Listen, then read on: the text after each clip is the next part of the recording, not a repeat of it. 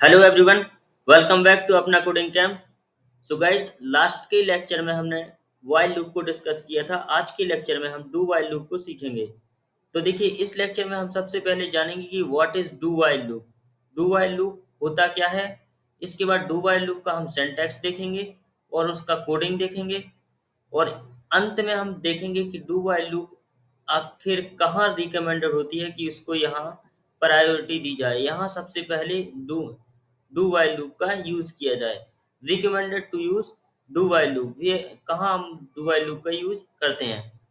तो चलिए जानते हैं पहले कि देखिए, ये तो हमने पहले लेक्चर में ही डिस्कस किया है कि लूप क्या होता है। लूप एक ऐसा स्टेटमेंट होता है कि जो हमारे कोड को रिपीटेडली रन करता है जब तक कि हमारा कंडीशन फुलफिल रहता है। जब तक हमारा कंडीशन ट्रू आता है तब तक हमारे ब्लॉक ऑफ कोड को कंटिन्यूअसली रिपीट करता रहता है, रन करता रहता है।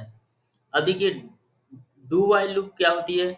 डू व्हाइल लूप एक हमारी पोस्ट टेस्टेड लूप है। पोस्ट टेस्टेड मतलब पहले हमारा जो कोड है वो रन करेगा, इसके बाद चेक करेगा, इसके बाद कंडीशन चेक करेगा। पहले एग्जीक्यूट करेगा, इसके बाद हमारा कोड क्या करेगा, कंडीशन चेक करेगा। ओके, इसी वजह से क्या होता है, डू व्हाइल लूप है जो एटलीस्ट एक बार तो रन करती ही करती है, चाहे हमारी कंडीशन ट्रू रहे या फॉल्स रहे। एटलीस्ट एक बार वंस एग्जीक्यूट होती ही होती है। ओके, चलिए अब हम इसका सिंटैक्स देखते हैं कि डू व्हाइल लूप आखिर लगते कैसे हैं। तो देखिए, डू व्हाइल लूप का सिंटैक्स बिल्कुल सेम व्हाइल लूप की तरह ही होता है। बस इसमें सबसे पहले डू को ऐड कर देते हैं और जो हमारा कोड होता है, ब्लॉक ऑफ कोड, वो डू के अंदर आता है। ठीक है, सबसे पहले हमारा इधर से अंदर आएगा तो क्या करेगा, डू यहाँ पे करेगा, काम करेगा। काम क्या करेगा, इसको एग्जीक्यूट करेगा, कोड को एग्जीक्यूट करेगा। इसके बाद कंडीशन चेक करेगा। ठीक है, इसके बाद कंडीशन चेक करेगा और क्या करेगा, अपडेट करेगा। अपडेट करने के बाद फिर कंडीशन चेक करेगा।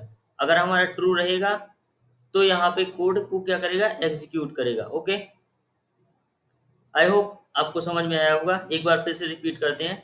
देखिए, सबसे पहले हमारा इधर से एंटर होगा, हमारा जो जेवीएम है यहाँ एंटर होगा। इसके बाद दूसरे नंबर पे यहाँ पे ये वाला कोड एग्जीक्यूट कर देगा। ये वाला कोड एक बार तो एग्जीक्यूट करेगा ही करेगा, चाहे हमारा कंडीशन ट्रू हो या फॉल्स हो। एक बार क्या करेगा और एटलीस्ट एक बार रन कर ही देगा। ठीक है, इसके बाद यहाँ हमारा कंडीशन चेक होगा, यहाँ हमारा कंडीशन चेक होगा। ठीक है, अगर ट्रू रहा तो फिर से रन करेगा और क्या करेगा, फिर अपडेट करेगा। अपडेट करने के बाद फिर से ट्रू रहा तो फिर से रन करेगा और फिर क्या करेगा, अपडेट करेगा। अपडेट करने के बाद फिर से कंडीशन चेक करेगा। अगर ट्रू रहा तो फिर से रन करेगा। इस तरह से ये प्रोसेस चलती रहेगी जब तक हमारी कंडीशन क्या नहीं हो जाए, फॉल्स नहीं हो जाए। तब तक ये कंडीशन, ये ब्लॉक ऑफ कोड रन करता ही रहेगा। ओके, चलिए हम इसका थोड़ा सा कोड देखते हैं और जानते हैं कि क्या आखिर कैसे ये वर्क करता है। ओके, तो देखो, मैंने सबसे पहले एक क्लास बनाया है मैन और एक मेन मेथड। अब मैं एक वेरिएबल को इनिशियलाइज करता हूँ। सपोज मैं n इज इक्वल टू 0 लिखता हूँ। ओके, अब मैं क्या चाहता हूँ, मैं चाहता हूँ कि मेरा मैं 0 to 10 नंबर प्रिंट करना चाहता हूँ। ठीक है, सबसे पहले मैं सिंपल सा एग्जांपल लेता हूँ। 0 से 10 तक मैं नंबर प्रिंट करना चाहता हूँ। तो देखिए, सबसे पहले मैं क्या लिखूंगा, डू डू क्या, नंबर प्रिंट हो जाए, एन की वैल्यू प्रिंट हो, एन की वैल्यू प्रिंट हो मेरी, एन की वैल्यू प्रिंट हो। इसके बाद स्टेटमेंट अपडेट होगा, एन की वैल्यू 1 से बढ़ेगी और इधर क्या लिखेंगे, वाइल लिखेंगे, while N not equal to 11। जब तक एन की वैल्यू 11 नहीं हो जाती तब तक ये कंटिन्यूअसली चलता रहे। ओके, चलिए इसको रन करके देखते हैं क्या होता है। मैं इसको रन करता हूँ। ये थोड़ा टाइम लेगा।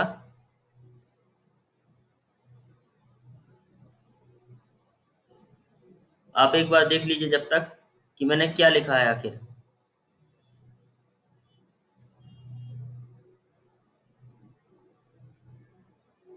Now code compile fine and run भी हो गया। देखिए यहाँ पे क्या हुआ, हमारा 0 से 10 तक प्रिंट हो गया है। इसका स्क्रीन में बड़ा कर देता हूँ ताकि देखने में आसानी हो। देखिए यहाँ पे n की वैल्यू 0 से प्रिंट हुई, होना स्टार्ट हुई और 10 तक हो गई। अब ये 10 तक हो गई। अब मैंने तो कंडीशन दिया था यहाँ पे जब तक n इज इक्वल टू 11 नहीं होता है। तो देखिए जब तक n की वैल्यू 11 से नीचे रही तब तक कंडीशन हमारी क्या रही, ट्रू रही। जैसे ही n की वैल्यू 11 हो गई तो ये कंडीशन फॉल्स हो गई।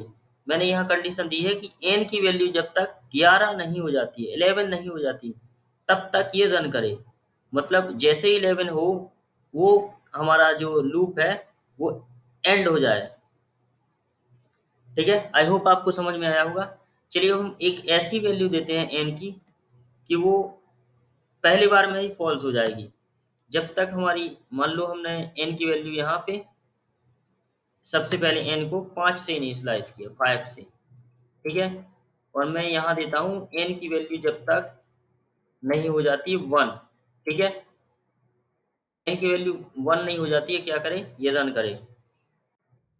या फिर ये लिखता हूँ मैं, एन की वैल्यू जब तक लेस देन और इक्वल टू 1 रहे। ठीक है, ये तो ऑलरेडी एन की वैल्यू यहाँ पे मैंने 1 से ज़्यादा दे रखी है, लेकिन मैंने कंडीशन दिया है कि एन की वैल्यू जब जब तक 1 से कम रहे तब तक रन करे।